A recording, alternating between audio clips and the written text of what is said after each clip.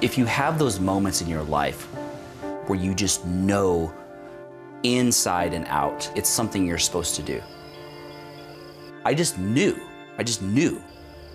For Justin Skisak, it would be the epic adventure he and lifelong friend Patrick Ray had talked about for years. A 500-mile trek on the legendary El Camino de Santiago. For centuries, people have been making the pilgrimage that traces the steps of James the Apostle, from the foot of the French Pyrenees to the Santiago de Compostela Cathedral on the west coast of Spain. Every year, roughly 250,000 hike the trail, but very few do it in a wheelchair.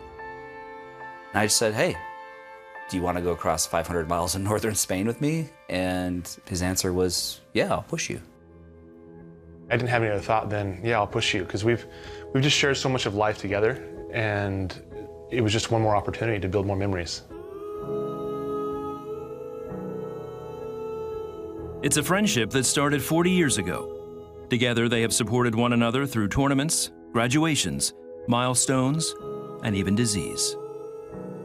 In 2004, Justin was diagnosed with multifocal acquired motor axonopathy, an autoimmune disease that has slowly robbed him of all of his motor skills and will eventually take his life.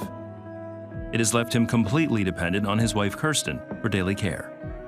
But Patrick didn't give it a second thought. We didn't think about the challenge. We had no idea how difficult it was going to be. It was just, okay, the decision's been made. It's important to him, so it's important to me. We'll figure it out. The hike is a 5-week trek that traverses mountains, rivers, and desert. Training and preparing for the trip would take 2 years. Overcoming the doubt that crept in every now and then took prayer. Pat would be completely freaked out. I would be more calm and just kind of like, okay, we're gonna get through this. And then, you know, I would be then freaked out, and then he would be calm. And so, luckily, we were never in the same cycle together. Yeah. I felt like we were on, like two hamsters on wheels, but they were going at different paces. So we had different points at different points in time. But we'd never prayed so hard, I think, ever, together. Then in June of 2014, they said goodbye to their families in Boise, Idaho, and boarded their flight to Paris, France. With them was a film crew documenting their journey to raise awareness for Justin's disease.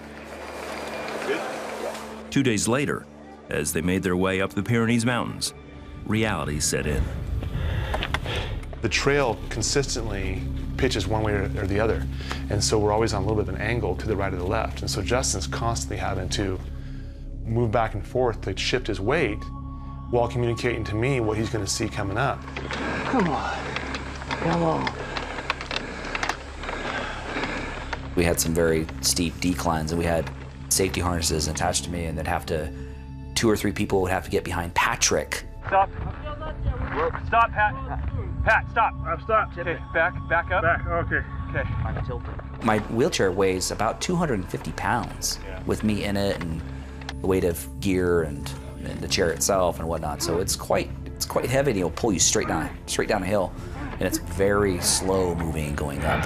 1, 2, 3. This way. There were moments where we literally thought this might be it for the day. Like we're done.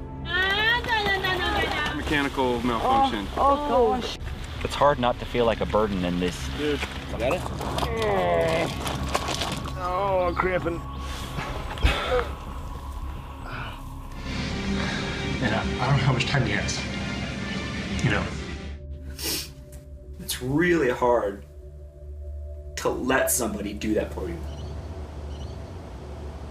But as only good friends can, they kept each other going. Yo, what's up, bro? The dynamics that we just kind of embrace, vulnerability, accountability, really being honest with each other, kind of unabashed honesty about where we're at, what we feel. If we don't agree with something, just throwing it all out there and being okay, A, saying it, and B, being okay receiving it, has just created this dynamic that exists where there's no fear. There's no fear within our relationship, and that, I think, is where God has really been able to mold us into kind of one unit. We both took our expectations off the table, and however that played out is however it played out. And if he just needed a listening ear, it was listening ear.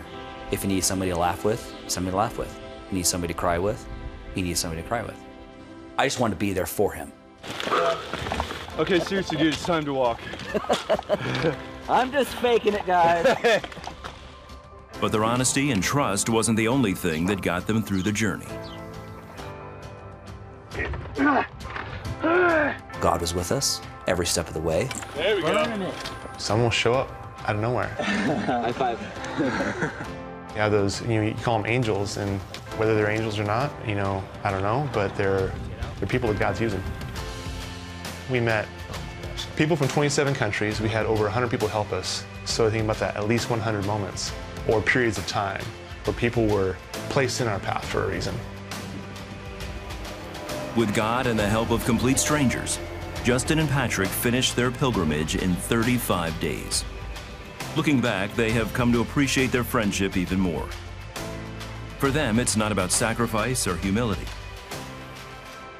It's about love. This whole journey has revealed to me the truth that we are so much better together than we are alone. We're meant to live life together, and that's where God calls us to be. It's way more exciting, way more fun, pushes you in ways you never thought you could go or who you could be as a person. So often, the beauty that God wants us to see is within one another. The opportunity for provision is in one another. The opportunity for experiencing God's love is through the love He's pouring into our wife or our husband or our children. It's community. It's embracing others and loving them in just a recklessly, passionate way. Since returning from Spain, Justin and Patrick founded Push Inc., an organization that helps groups and individuals achieve their dreams. Together, the two have co-written their first book, inspired audiences as motivational speakers, and are eagerly awaiting the documentary aptly titled, I'll Push You, which will be released this October. You can see God at work. You can. You can see God at work right in front of us. When you ask God to take control of your life, hold on, because you're in for a wild ride.